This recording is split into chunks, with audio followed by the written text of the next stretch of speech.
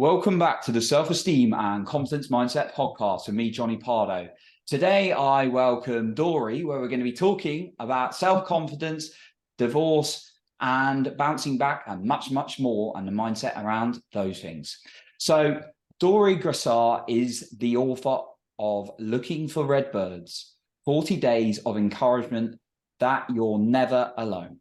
She coaches and consults with women, helping them get past their fears so they can start creating happier lives. So welcome to the show, Dori. Pleased to have you here and looking forward to our conversation.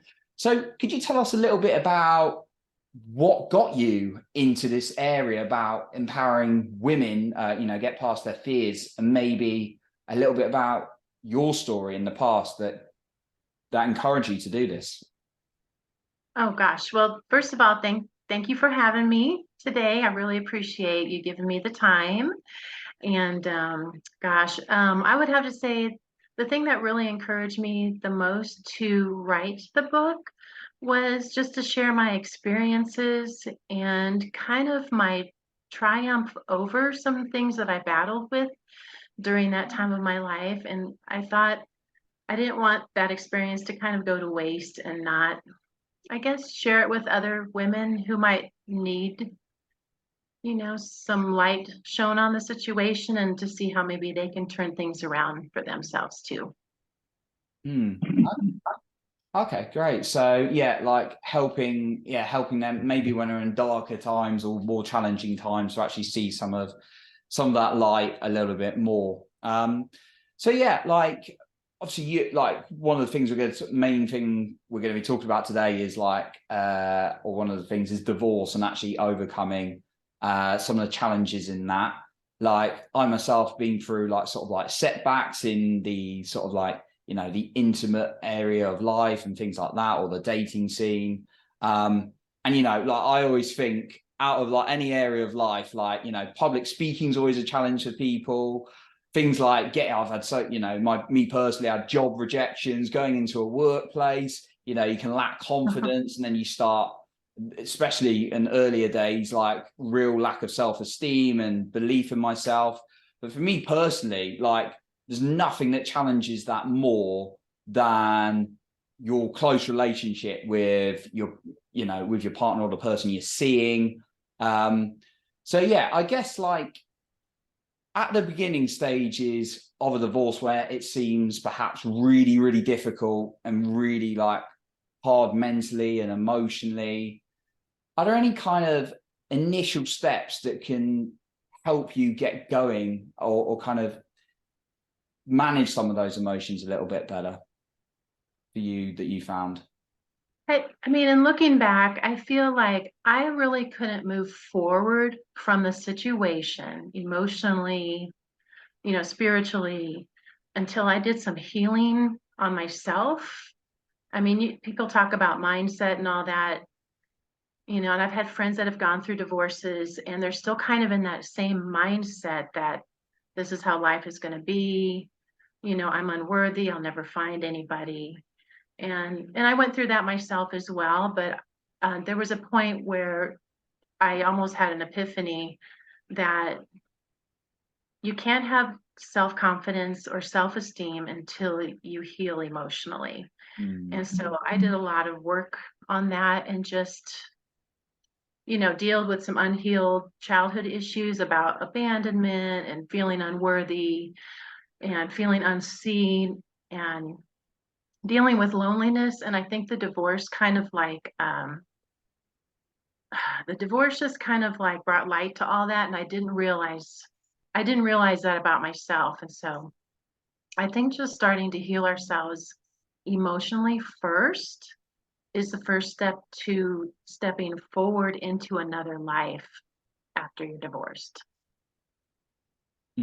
Yeah, I can totally relate as well. Sometimes, I mean, for me personally and people I've coached in the past, and maybe you can relate to the people you've worked with as well.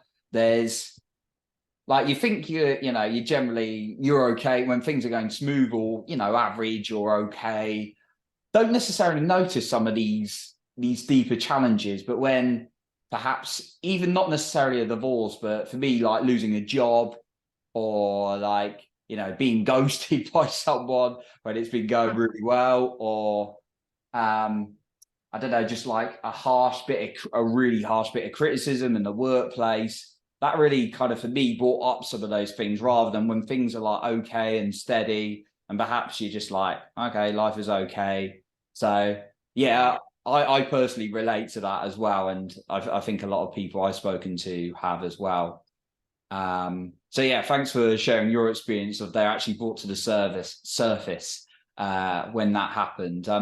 I guess for you, like, how did you discover some of these like healing tools? Was it like a bit of research that you did? Did you like seek out someone who was going through it? I mean, what got you started on discovering some of these healing techniques? That's a really good question. I think the first thing was just noticing that I tended to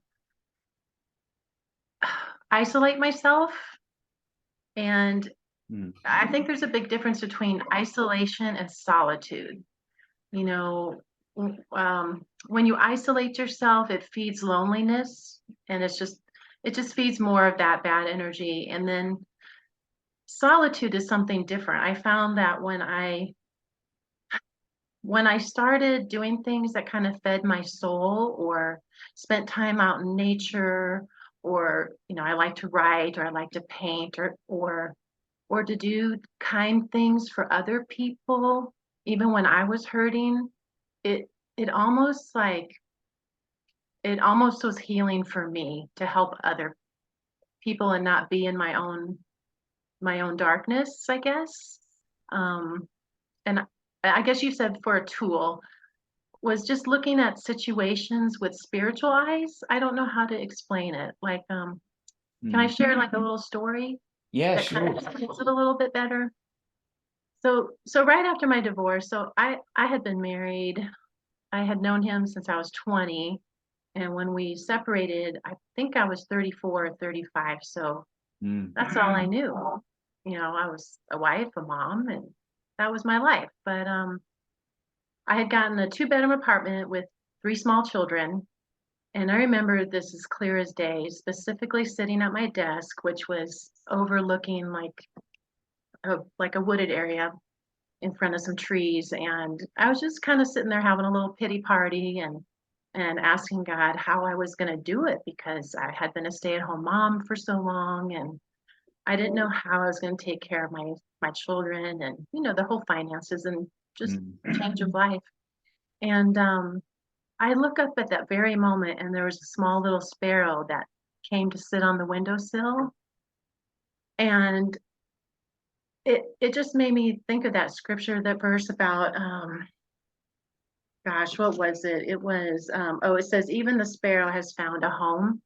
And I thought, you know, God is always with us, and it just gave me so much comfort. So I think the first tool, or the answer to your question, is um, just looking at things with spiritual eyes, and, you know, trying to decipher what the meaning of it is.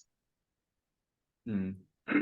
Yeah, looking at a different like perception, and it's amazing. It's amazing how some of those like what you could perceive as a small little action of, or something happening like a sparrow coming towards Yeah, you, can actually get you thinking in a different way yeah, uh, towards it. And sort of like linked to that, I'm always curious, like, because we can look at things in different ways, and I'm glad you shared the healing, because I remember I used to just be like in that mindset of like go go go go, hustle hustle hustle. Now I do have to do quite a lot of work to pull myself back from that now, but there's like, you know, there's a lot of this healing work, you know, that is, I believe, never, for me personally, is going to end, because we're always growing and evolving, and there's always stuff to work through. But like for you, was there, in terms of that perception, did you notice there was a point of maybe you're asking yourself certain questions when it was more challenging to, you know, better questions, or like more empowering questions, probably a better word, as you went through your journey? Like, oh, look at that amazing sparrow. How can I live more like that? Or rather than, oh, what's going to happen? Oh, what if that goes bad? I'm just curious if there's any element of that, and maybe some of those narratives or questions shifted in your mind. Well, I mean, I think that was a pivotal moment for me. I know it kind of seems insignificant, but it reminded me that I wasn't really alone, and that I mean, not just in a spiritual way, but it reminded me that, I had friends that loved me.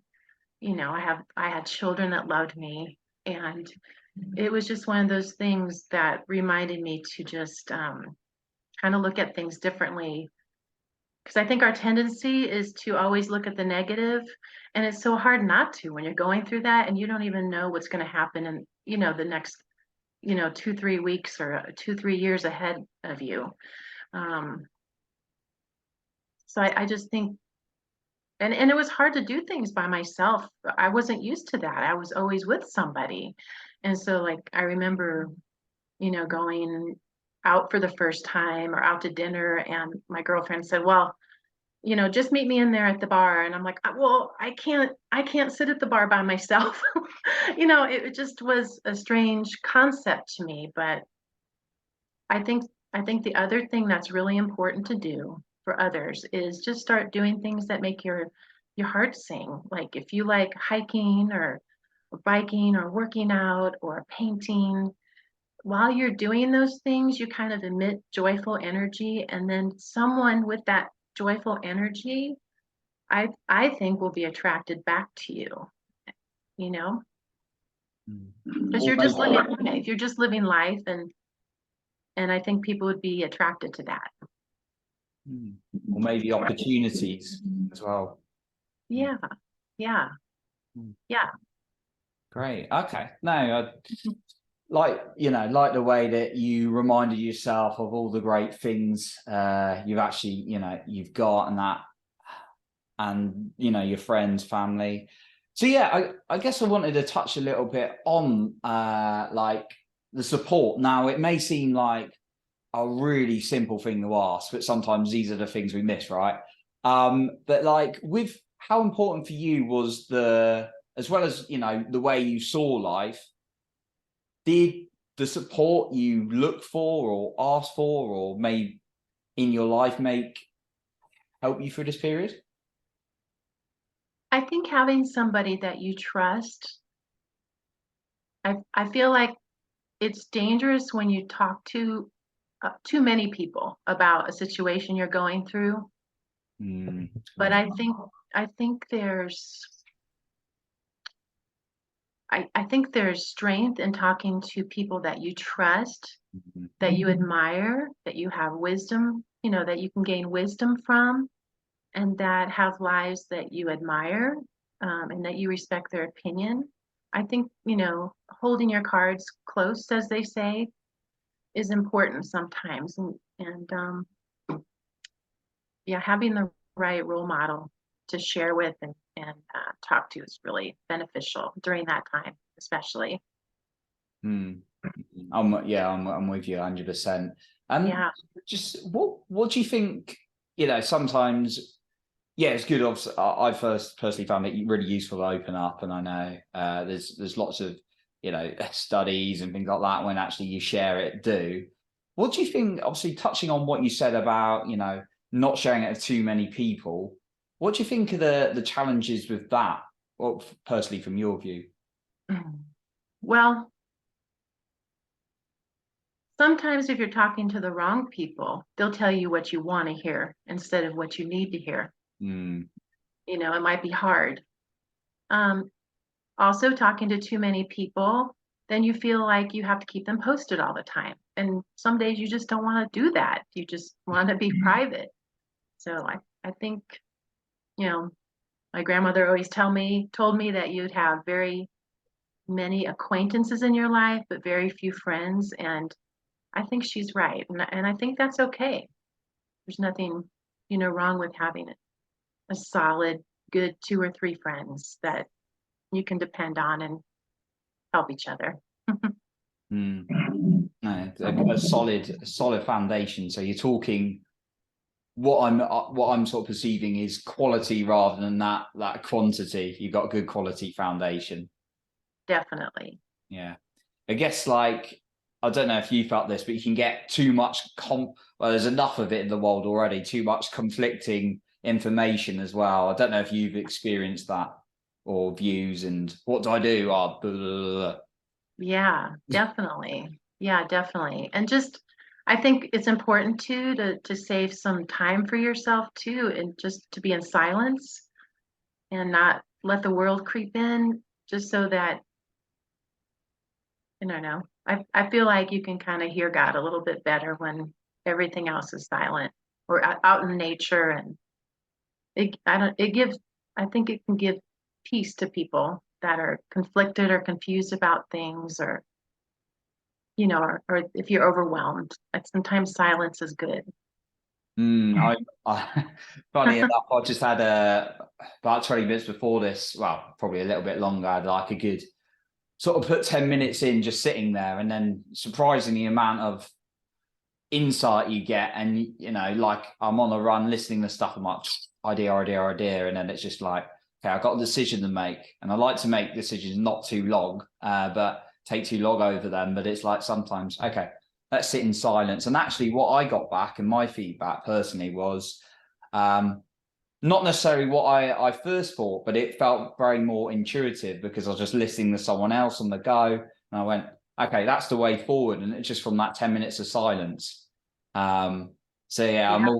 I'm all for, yeah, I'm definitely on that side of things as well, with the sitting with yourself, but we don't find time often. Yeah, and it doesn't have to be, sitting still at a desk. Mm, Just like you said, taking a walk in nature and not having headphones on, and it almost forces you to be in a different place emotionally. mm, yeah, 100%. Couple more things I wanted to just ask you about on this topic. In terms of like our like self-esteem going through like something like this, our relationship with ourselves. Obviously, like there's been an element of how you feel about yous. A lot of people are dependent on like other people. Um, you know, there's always an element if you love someone or you like someone who you're connected in whatever kind of love it is. I personally find that their view is going to matter if they're close to you. Yes. But how can people? I mean, is there anything that you did to kind of know that you were meant for more and really help your self-esteem in this situation? Hmm. I don't know. I don't know how to answer that because I have always felt like everyone has a purpose. And I felt like the divorce was just a pivot point for me. I decided just to look at it that way. I couldn't control it. There was nothing I could do to change it. And so the empowering thing for me to do was just to not worry about every detail and just let it unfold the way it does, because I knew that I was meant for more. I don't know what that didn't know what that looked like. And that kind of led me to writing the book and so forth. But I think faith had a lot to do with it, and just knowing that we were meant for more. Hmm. And yeah, I appreciate you sharing your view on that. And Well, yeah, can you imagine if you didn't think that you were, what's the point of it all then? hmm. Yeah, that's definitely a strong way of looking at it with the perception. And yeah, thank you for sharing your view on that one. Yeah, definitely a good way of thinking about it. So, Dori, as we kind of like wrap up, really, is there anything else you'd like to share with us today, or maybe a final point? And also, if the listener wants to find you or find out more about some of your work, how you help people, where can they find you? Oh gosh. Okay. So we'll start with the one tip. I would say flip the script. As soon as you think something negative in your mind, you just flip it to the positive. Like, I'm going to park in the middle of the driveway. Like when I was single, I'm going to park in the middle of the driveway because it's all my driveway now. And, but instead, I parked on the side, leaving room emotionally and energetically for a new person to come in. Ooh, Or, I started sleeping in the middle of the bed. Oh, this is great. I'm sleeping in the middle of the bed. I don't have to share it with anybody. But then over time, I'm like, no, I'm going to sleep on the other side of the bed. And maybe it creates, I don't know, it just creates that energy for someone else to come be part of your life. So just putting those things in motion, I think that would be my tip. And then, as far as where to find me, of course, just dorigrassau.com and my website and my coaching page. And my Instagram is just at Dori Grassau. brilliant. We'll be sure to link those up in the show notes as well below. So Dori, just a massive thank you for coming on today. Oh gosh, thank you so much for having me, Johnny. You're very welcome, and I know the listener got a ton of value as well. So that concludes our episode for today. And remember, you are in control of your own self-esteem and confidence.